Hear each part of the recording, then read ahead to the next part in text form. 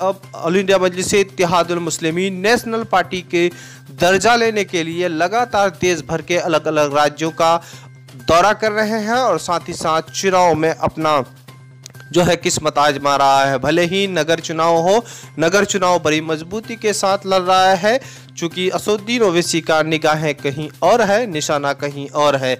बताते चले कि और एक और अहम फैसला अल्हम्दुलिल्लाह आज की इस मीटिंग में हुआ है जो मजलिस इत्तेहादुल मुस्लिमीन की तरफ से कि 2 साल के बाद जो असम्बली इंतखाबात होने जा रहे हैं गुलबर्गा नॉर्थ से इंशाअल्लाह मजलिस इत्तेहादुल मुस्लिमीन के उम्मीदवार जनाब इलियास बागवान साहब रहेंगे।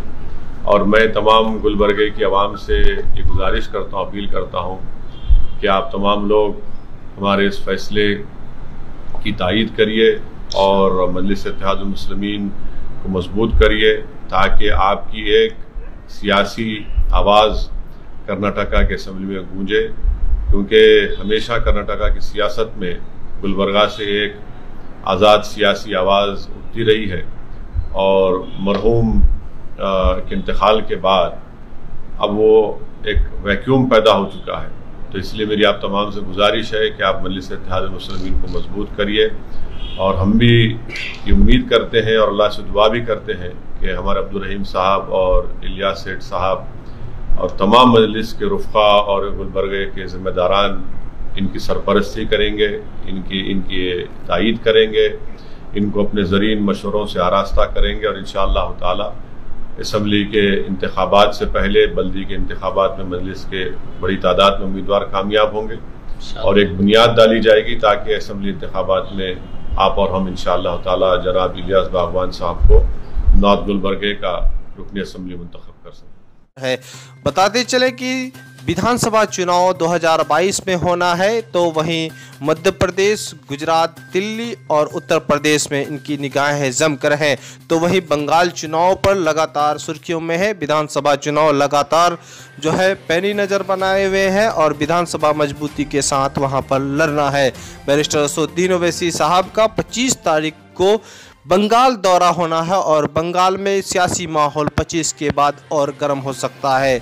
इस वक्त जो है 25 को बड़े ऐलान का भी संभावना है। साथ ही साथ जो MIM के साथ गठबंधन होने की खबरें आ रही है वो भी होगी। फिलहाल जो है उत्तर प्रदेश का जो है मामला इस दिनों सुर्खियों में है। गुज़िश्ता कई दिन कबल एक शादी समारोह में बैरिस्टर असदुद्दीन ओवैसी साहब पहुंचे थे जौनपुर, और जौनपुर में वहां पर सियासी माहौल अचानक उस वक्त गर्म हुआ जब शिवपाल यादव उनके साथ आए और साथ ही साथ वहां पर लगातार जो है पार्टी असदुद्दीन ओवैसी की पार्टी से गठबंधन कर रही है। छोटे छोटे दल वहां पर विकराल रूप ले रहा है।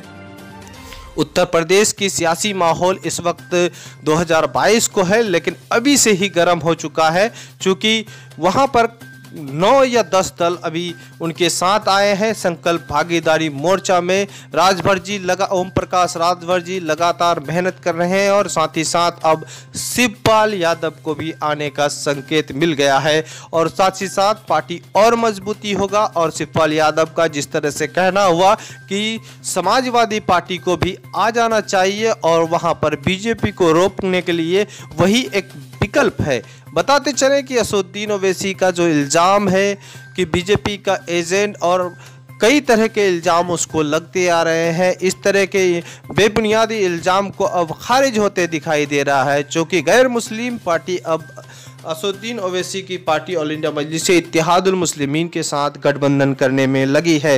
लेकिन उत्तर प्रदेश में जिस तरह से गठबंधन महागठबंधन का रूप ले रहा है, अब शिवपाल यादव आने के संकेत मिल रहा है। उनका जिस तरह से कल का बयान रहा कि उन्होंने कहा है कि अगर शिवपाल समाजवादी पार्टी भी बीजेपी को रोकने के लिए आ जाए तो इस गठबंधन में शामिल हो सकता है। ऐसा लग रहा है कि अब जो उत्तर प्रदेश की राजनीतिक में और मजबूती मिल रहा है, खासतौर पर जो है बैरिस्टर असदुद्दीन ओवैसी का जो है इस शादी समारोह में आना और सियासी माहौल गर्म हो चुका है।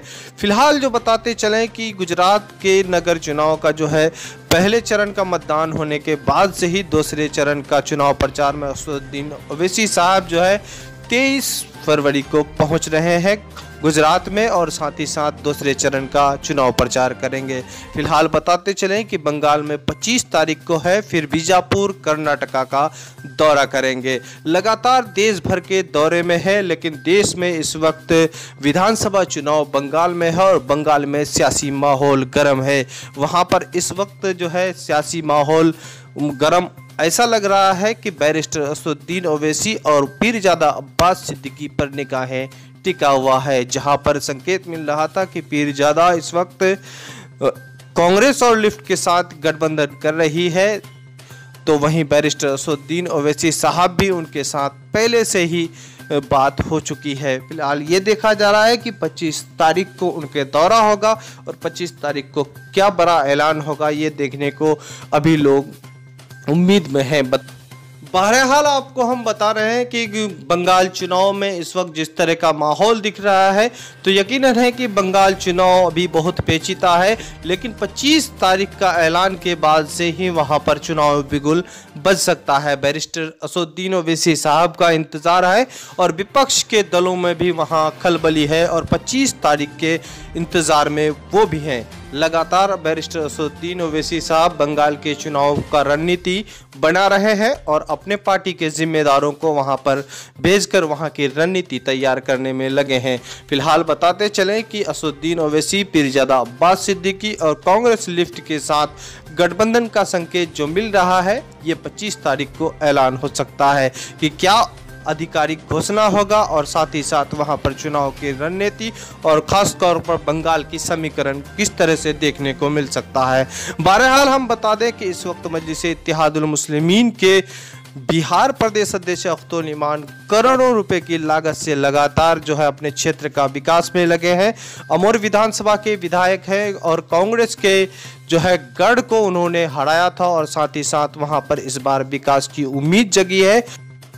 बिहार के पटना असेंबली में लगातार सीमांचल की आवाज उठ रहे हैं, खासतौर पर सीमांचल पसमानदा इलाका है और साथ ही साथ यहाँ पर बाढ़ से लोग तबाह और बेहाल होते रहे हैं। अभी भी पिछले दफ़ा बाढ़ में आए हुए लोगों को अभी तक मुआवजा नहीं मिला है और इसी बुनियाद पर लगातार पटना असेंबली में आवाज़ गूंज रहा है। बताते चलें कि कुछ दिन कबल पटना असेंबली के बाहर बिहार के 5 विधायक ने ज़बरदस्त तरीके से आवाज़ उठाया है और ख़ास तौर पर नीतीश सरकार से एक मुतालबा किया है कि बाढ़ से निजात के लिए सीमांचल को जो है किया जाए और साथ ही साथ जो बाढ़ में लोगों का बेघर हो चुके हैं ऐसे लोगों को घर बार दिया जाए।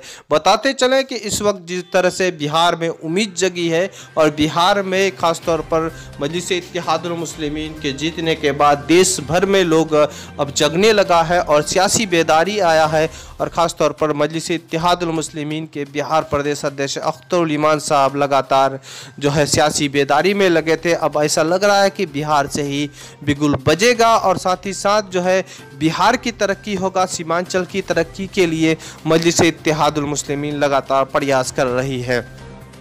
देश भर में बेहतर सियासत की जरूरत है और सियासत की शुरुआत बिहार से हो चुका है। मजलिस इत्तेहादुल मुस्लिमीन के सभी विधायक और प्रदेश अध्यक्ष अख्तर इमान लगातार शिक्षा, स्वास्थ्य, रोजगार के मुद्दे पर पटना असेंबली में आवाज़ उठा रहे हैं और सरकार की आंखों में आंखें डालकर बिहार की तरक्की में लगे हैं। बिहार में इस तरह से मजलिस इत्तेहादुल मुस्लिमीन का आवाज़ उठाना अब देश भर में इनकी आवाज़ गूंज रहा है। जहां मजलिस इत्तेहादुल मुस्लिमीन के विधायकों पर नज़र है देश में, उसी तरह से बिहार के चुनाव पर भी नज़र था। अब बिहार में मजलिस इत्तेहादुल मुस्लिमीन इस तरह से है कि विपक्ष के रोल जो है मजलिस निभा रही है। बहरहाल बताते चलें कि देश भर में इस वक्त सियासी माहौल गर्म है और साथ ही साथ अलग अलग राज्यों में चुनाव भी है। इस वक्त जो देखा जा रहा है बैरिस्टर असदुद्दीन ओवैसी का कई चुनाव सुर्खियों में है। गुजरात चुनाव और बंगाल चुनाव अहम है और इसकी तैयारी जोर शोर पर लगा है। असदुद्दीन ओवैसी साहब 23 फरवरी को गुजरात दौरा करेंगे और दूसरे चरण का चुनाव प्रचार में उतरेंगे, तो वहीं 25 को बंगाल चुनाव का दौरा करेंगे और बंगाल में उसी दिन से चुनावी माहौल गर्म हो सकता है और वहां पर समीकरण भी बन सकता है कि इस बार बंगाल चुनाव का किस तरह से समीकरण हो। फिलहाल बताते चले, आप देख रहे हैं द मैसेज न्यूज़। इस तरह से न्यूज़ पाने के लिए हमारे चैनल को सब्सक्राइब करें, अच्छा लगे तो लाइक करें और दोस्तों को शेयर करें। खुदा हाफिज।